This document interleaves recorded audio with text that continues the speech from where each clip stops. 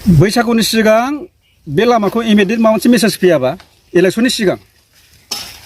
सारमोना जुदि मोनसे मेसेज खालामहराबा बेखौ जोङो खुनु आं फोथायनाय गैला जों रायजो राजा फोथायनाय गैला बिनि फिननायखौ रायजो राजायानो होगोन।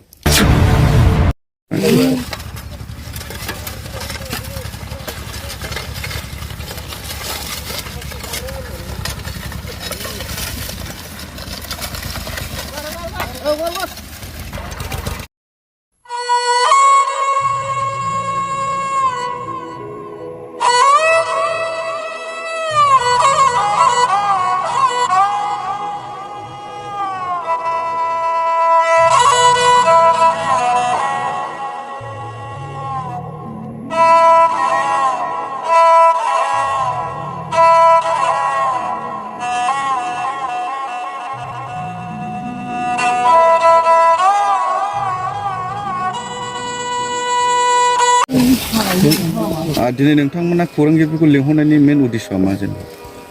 जोंनि गिबियावनो बे नोंथांमोननि चेनेलखौ नायगिरि साफ्रोमबो बर' रायजो राजा आइ आफा बिथांमोननिसिम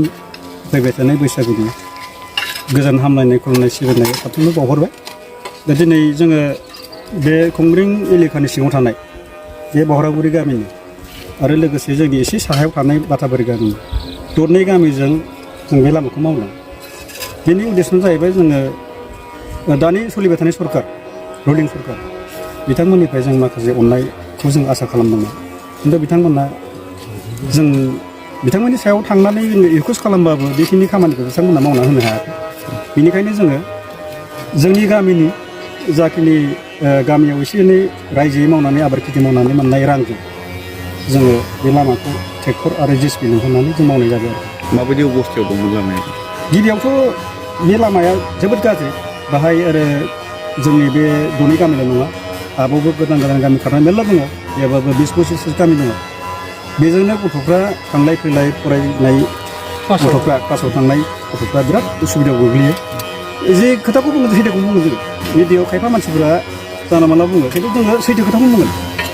दिनै सैथो खोथाखौ बुंनायाव जोङो बेखौनो बुंनो नागिरदों जे माने बेहाय लोमजानाय साजानाय माखासे जग जारिफोर डक्टरनाव लांनांगौ हान्था मेला फरायनाय गथ'फोरनि थाखाय दा बै बोराय बुरै दा माखासे जेनेरेसनफ्रा माने बाहाय थांलाय फैलाय बिराद उसुबिदा आरो दा बेनि थाखायनो जोङो गिबियाव जोङो बुंनांगोन जे सैथो खोथाखौनो जोङो बिपिएफनि सरकारनि आमोलाव माखासे बुस्थुखौ मोननो हाबाय खिन्थु नैबे दानि सरकारा जोंनि थाखाय मावनानै होगोन होननानै जों आसा खालामदों खिन्थु बिथांमोना मावना होनो हायाखै। बे लामाया बबेनिफ्राय बबे लामासिम? बे लामाया डाइरेक्ट थांबाय अन्थाइ थाइथामनिफ्राय बे थांगोन रुनिकाटा आरो ओरै डाइरेक्ट थांबाय बियो सान्थिपुर थांबाय ओरैहाय भुटानावबो सान्थिपुर माथे भुटान थांबाय नङा होमबा बेनो आरोखि। किल'मिटार जानो हागौ बे लामाया खमसे खम जों दा खोनाया बाहाय 7 किल'मिटारसो जागोन आरोखि दरनै गामिजों लानानै दा बेफोर खामानिखौ जों मावबाय बेक्तिगत गामिनि फैसाजों जों मावबाय। बेराफारसेथिं नैबे बिटिआर सरकारा गोबां जायगायावहाय लामा दालां लुनायखौ जों नुनो मोनदों आरो नोंथांमोननि नैबे गामियाव मावफुंजायाखै नामा बेबायदि लामा दालां? गैया दिनैसिम जोङो नोंथांमोनाबो नाय दा नोंथांमोना मिडिया फैना नुबायना बायथ' जेबो दालां बिथांमोननिफ्राय गोदान दालां जेबो बानाय नुवाखै। दा मा आसा खालामदों नोंथांमोन? जोङो बेखौनो आसा खालामगोन जे माने फैबाय थानाय समाव जुदि मोजाङै मोजां जुदि सरकारा जुदि सोलियोबा अननानै हरदों सारमोना बाहाय नैबाव बिराद गिदिर मोनसे हंकं बायदि लामा जानानै दङ ओरै हाखर ओरैबो हाब्रां फेरेंगा सारा अलरेडि फैनायखौ नुफैखाबाय आरो मा होनो जयन्त साराबो नुफैखाबाय बिथांमोना बै समाव फैनायाव गिनासो थांफिनदों। बेखिनि लामाखौ जुदि मावना होनो हायाबा रायजो राजाया बिनि फिननायखौ जों होगोन आरोखि। बे जों खुंग्रिं बिसदिसियाव गोलैयो। बेसेबांसो फेमिलि सुबुंफ्रा भुगिनांनानै दं? बेवहाय गैयाबाबो जोंनि गामियाव 300 जनसो सुबुंफोर दङ आरो बै गामियाव 250 सुबुंफोर दङ आरो बै फादार साना अन्थाइ थाइथाम साइडनि मानसिफोर बिथांमोननि गामिखौ आं बारा बुजिया बिथांमोनाबो जोंनिफ्राय बांसिन पपुलेसन दं ओमफ्राय बिथांमोना बेजों फैयो। जिहेतु नोंथांमोननि गामिया गोबां आबाद मावनानै जाग्रा सुबुं लामानि हान्थामेलानि जे लामा अबस्थाया जुदि गाज्रिब्ला नोंथांमोना आबाद मावनानै मोननाय बेसादखौ माबोरै लाङो? जोङो ओरैबादि खस्थ' खालामना लानांगौ जायो एखमबा जोङो बाननानैबाबो साइकेलजों लांनानैबाबो बै गोदो बिपिएफ आमोलाव जानाय लामा बे लामासिम जों पहुंचायनानै बेखौ जों हरनांगौ जायो औ बाहायथ' बे लामाया मोजां जाबाय नालाय बे जोंनि गाज्रि लामाखौ बारहोनानै बै लामा मोजांसिमाव जोङो हरनांगौ जायो दा बाहाय जोङो मोननांगौ दामखिनिखौ जोंहा मोनजोबनो हाला खारन केरिं चार्जनि थाखाय बिथांमोना डाउन खालामनानै होयो आरो नोङो 1000 मोननांगौआव जोङो 700 800निबो फाननांगौ फैनाय जायो बेबायदि अबस्थायाव दा बै समाव आसिन खाथिनि